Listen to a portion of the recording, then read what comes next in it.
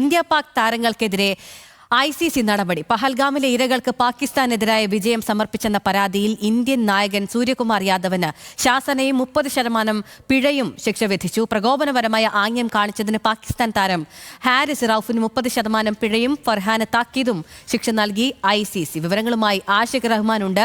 ആഷിഖ്, എന്താണ് വിശദാംശങ്ങൾ? ഈ ഏഷ്യ കപ്പിന്റെ ടൂർണമെന്റിലുടനീളം ഇന്ത്യ പാകിസ്ഥാൻ പോരാട്ടം കളത്തിനകത്തും പുറത്തും വലിയ രീതിയിൽ വിവാദമായിരുന്നു. പ്രത്യേകിച്ച് ആദ്യ മത്സരത്തിൽ തന്നെ ഹാൻഡ് ഷേക്ക്, അതായത് ഹസ്തദാന വിവാദമായിരുന്നെങ്കിൽ രണ്ടാം മത്സരത്തിലെ വിവാദങ്ങൾക്കാണ് ഇപ്പോൾ ICC നടപടിയെടുത്തിരിക്കുന്നത്. അതിൽ ഇന്ത്യൻ നായകൻ സൂര്യകുമാർ യാദവിനാണ് ആദ്യ നടപടി. പഹൽഗാം ഭീകരാക്രമണവുമായി ബന്ധപ്പെട്ട മത്സരശേഷം ഈ വിജയം തന്റെ ഇന്ത്യയുടെ ആർമിക്ക്, ഇന്ത്യയുടെ സൈന്യത്തിന് സമർപ്പിക്കുന്നതും അതുപോലെ തന്നെ ഈ പഹൽഗാം ഭീകരാക്രമണത്തിന്റെ ഇരകൾക്ക് ഐക്യദാർഢ്യം പ്രഖ്യാപിച്ചതുമായി ബന്ധപ്പെട്ട പ്രസ്താവനയ്ക്കാണ് സൂര്യകുമാർ യാദവിന് പിഴ ഈടാക്കിയിരിക്കുന്നത്.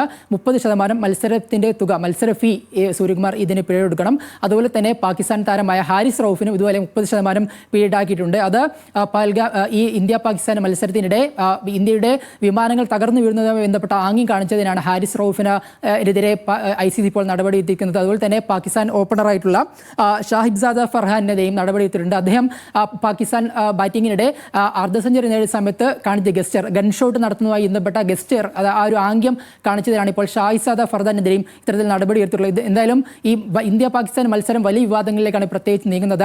ഓരോ മത്സരത്തിലും പുതിയ പുതിയ വിവാദങ്ങൾ കടന്നു വരുന്നു. അത് നേരത്തെ സൂചിപ്പിച്ച പോലെ ഹസ്സാൻ വിവാദത്തിൽ തുടങ്ങി പിന്നീട് പഹൽഗാം അടക്കം കടന്നു വരുന്നു. അതിന് മറുപടിയായി പാക് താരങ്ങൾ തന്നെ പല ആംഗ്യങ്ങളിലൂടെയും പ്രസാരങ്ങൾ നടത്തുന്നു. ഇതിനെതിരെ പാകിസ്ഥാൻ ക്രിക്കറ്റ് ബോർഡും ഇന്ത്യ നൽകിയ നടപടിയിലാണ് ഇപ്പോൾ ICC നടപടിയെടുത്തിട്ടുള്ളത്. എന്തായാലും ഏറ്റവും പ്രധാനപ്പെട്ട കാര്യം, ഈ വരുന്ന ഞായറാഴ്ച ഇന്ത്യ പാകിസ്ഥാൻ ഫൈനൽ കൂടി ഏഷ്യ കപ്പിൽ വരുന്നുണ്ട്. അതുകൊണ്ട് ഈ വിവാദത്തിന്റെ തുടർച്ച ഒരു പക്ഷേ ആ ഫൈനൽ മത്സരത്തിൽ കാണാൻ കഴിയും.